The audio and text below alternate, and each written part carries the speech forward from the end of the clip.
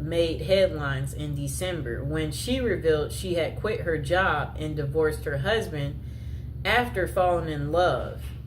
Okay. Okay, so I guess she fell in love with the prisoner. Okay, so she insisted that her view was just misunderstood, I guess the prison guy.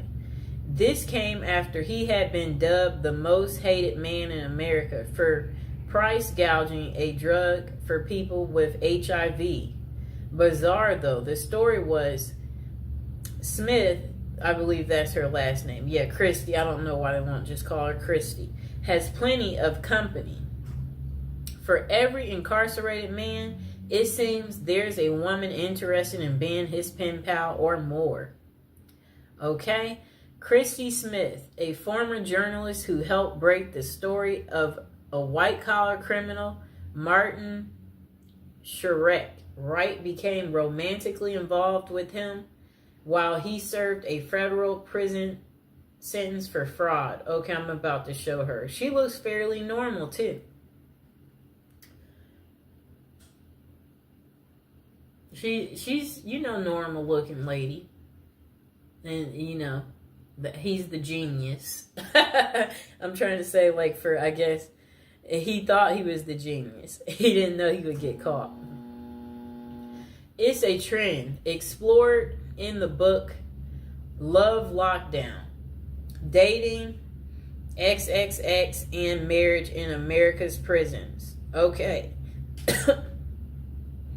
Greenwood decided to start researching prison marriages after her own extensive correspondence with jail white-collar criminal Samuel Israel III, currently serving a 22-year sentence in Butner, North Carolina federal prison for mail fraud and investment advisor fraud. Oh no.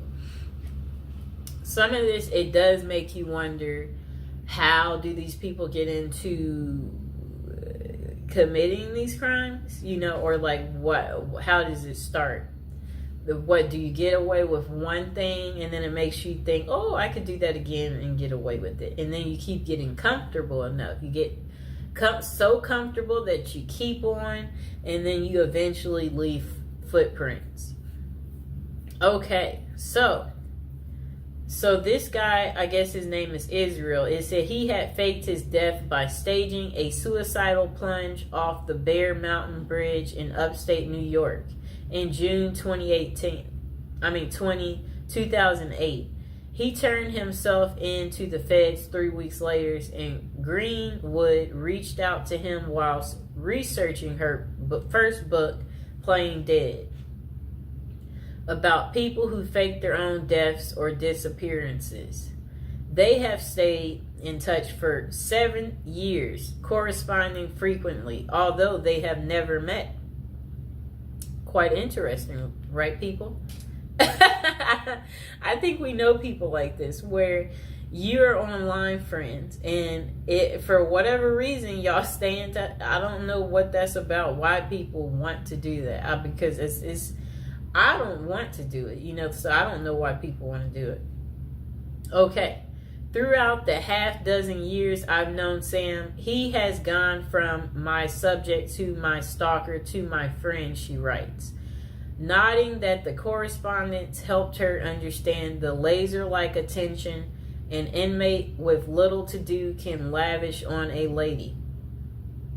For her latest book, Greenwood followed the lives of 5 couples who met while one of them was incarcerated. Okay.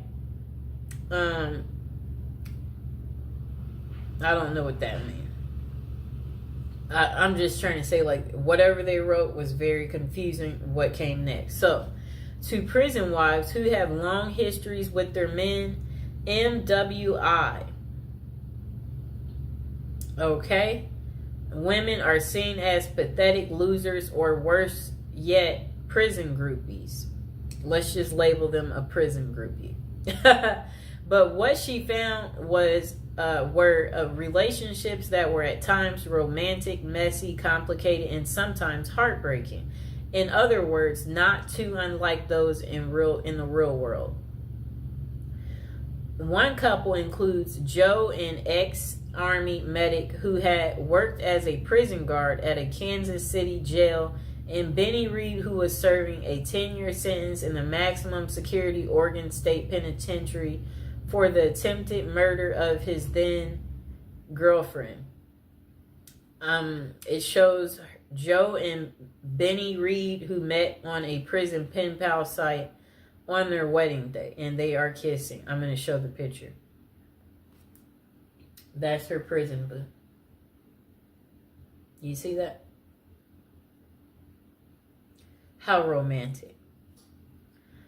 The pair met on a prison pen pal site. Joe knew the stigma of associating with a felon, but it didn't deter her.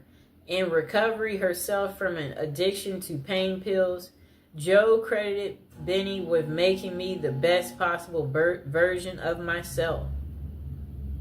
I think these women tend to be very nurturing. They have a sense of wanting to be cared for, wanting to be caring for someone else, and men in prison, for obvious reasons, are quite needy. The pair even got married at the prison. He saved up from his $1.81 an hour prison call center job to buy her a ring off Etsy.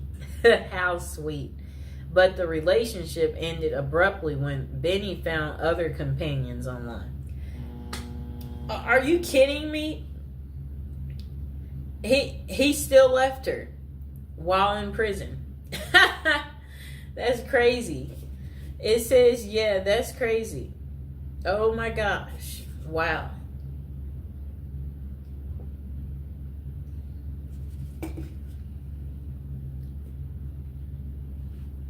I'll reread that part for you.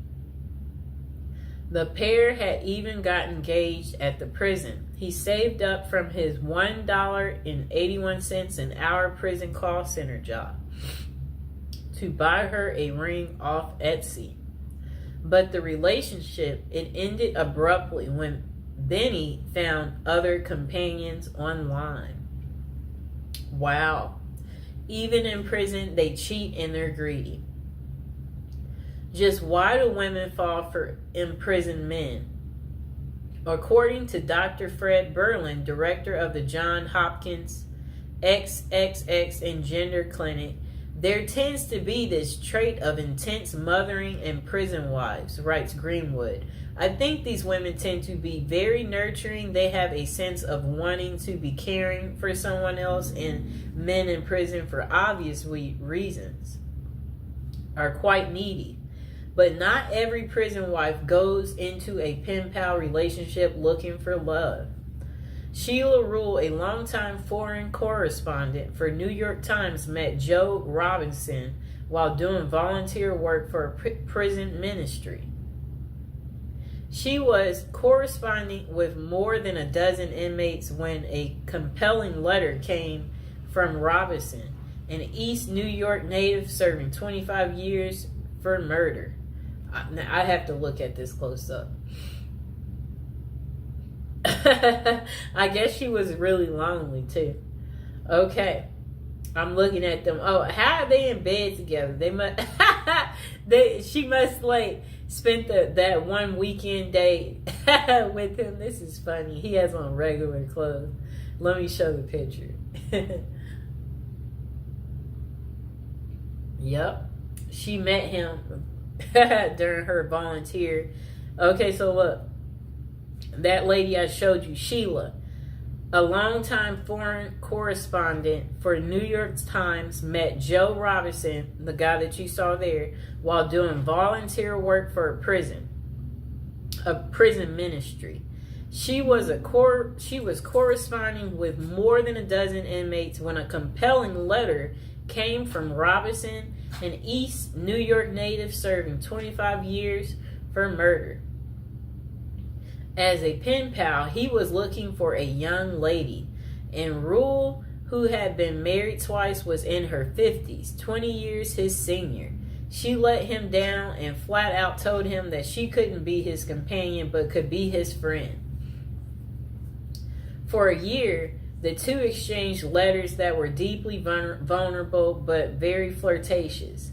In 2003, he convinced her to visit him in person, where the relationship switched from friendship to romance. And they wed in 2005. That's 2 years later, after he convinced her to visit him. They've now been married 15 years, 12 of which Robinson was in prison.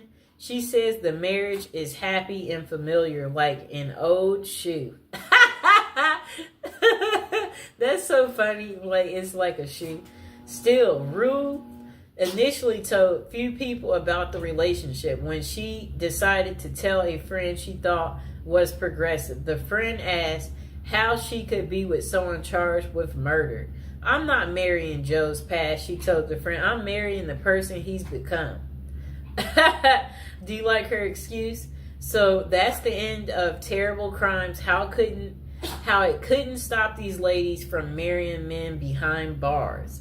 I hope you guys liked the video. Don't forget to like and subscribe. Let me know, are you enjoying the prison